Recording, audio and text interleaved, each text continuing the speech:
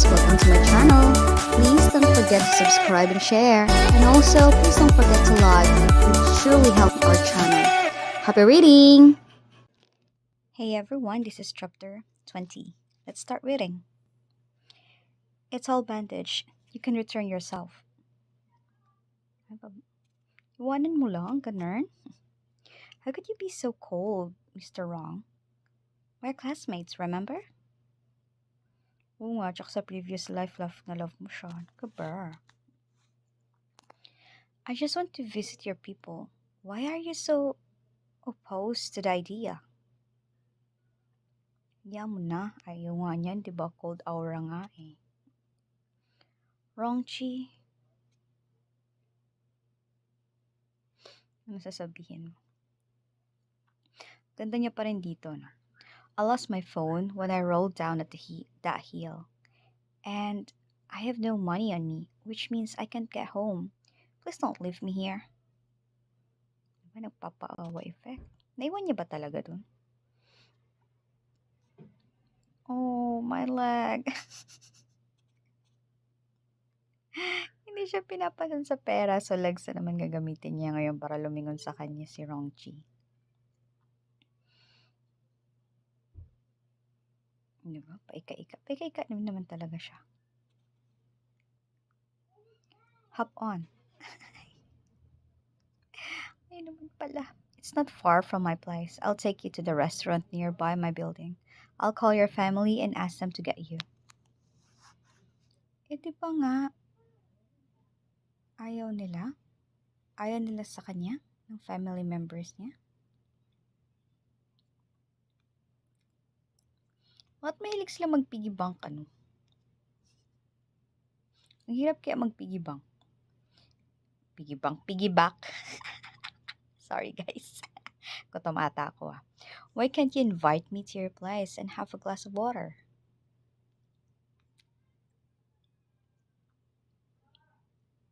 May pahag. I really don't know you. I don't really know you. Why would I invite you to my place? Ito naman ang prangka-prangka. It's a special day today. Does your ear always turn red when you scold people? Ay, he's blushing.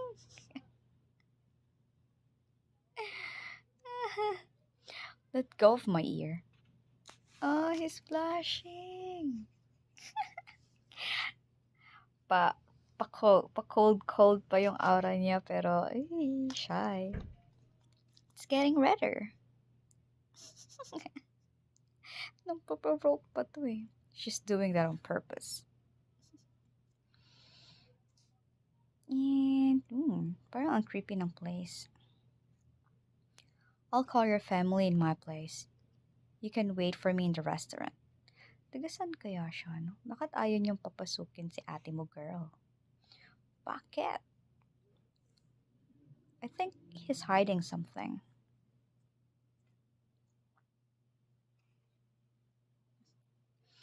I didn't know he was a cool but shy boy. Katulad pa rin siya nung previous character, ano? Cool, snob, pero shy. According to the system, Rongchi comes from a poor family. His mother abandoned him and his father a long time ago. So he's living alone? No. Abandoned him and his father a long time ago. So lasinggero yung papa niya. His younger brother is a disabled boy who sits in a wheelchair all day.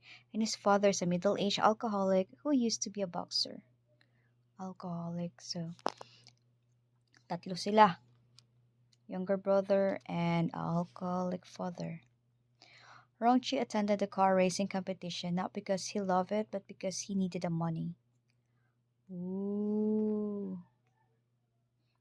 Tapos na-aksidente lang siya, no? Not only did he race cars, but he also participated in private boxing. All in all, he will take every opportunity to make money, no matter how hard and dangerous it is. But today is a special day. Why? Why is it special?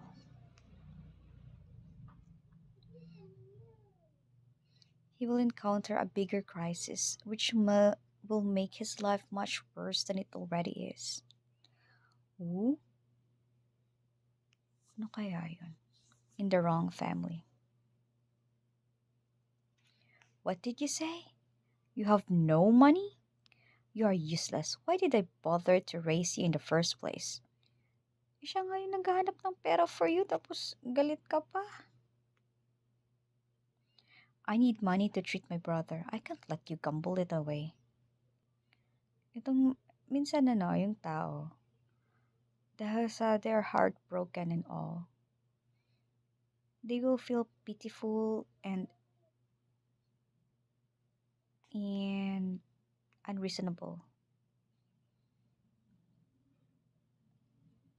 Alam mo yung dada niya, supposed to be making a living for the both of them. No, yeah, for her sons. Pero, alam mo, mas pinili niya maging alcoholic.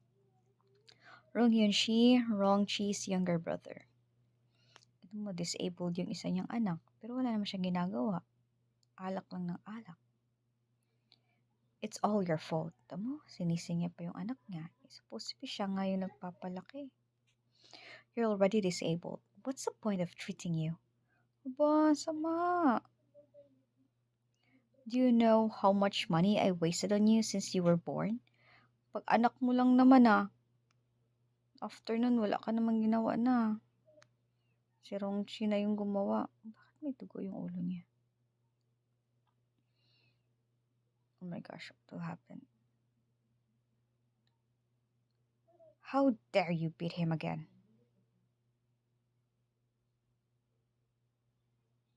Ano niya tuloy yung niya, papa niya.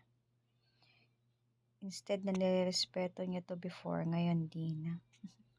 Son of a, pinalo niya ng tubo. I'm your father. How dare you do that to me? Father, ang tingin mo sa iyo. It's a father's right to beat his son, and I will beat the hell out of two of today. Oh, grabe siya.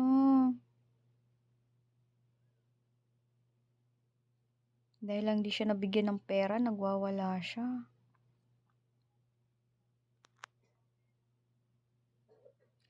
Don't hurt him. Ay, naku, dapat pinapulis yung ganyan. Oh my gosh. Masasaksak na yung papa niya?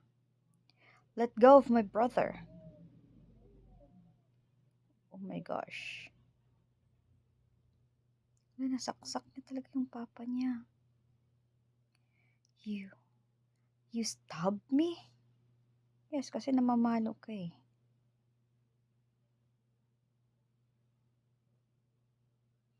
I'll kill you. Mas lalo siyang nagalit.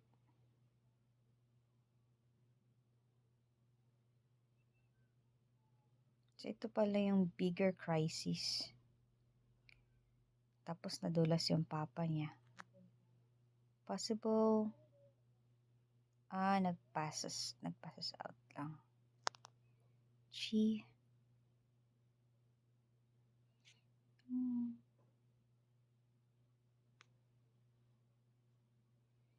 Someone's dead. Oh my God, someone is dead.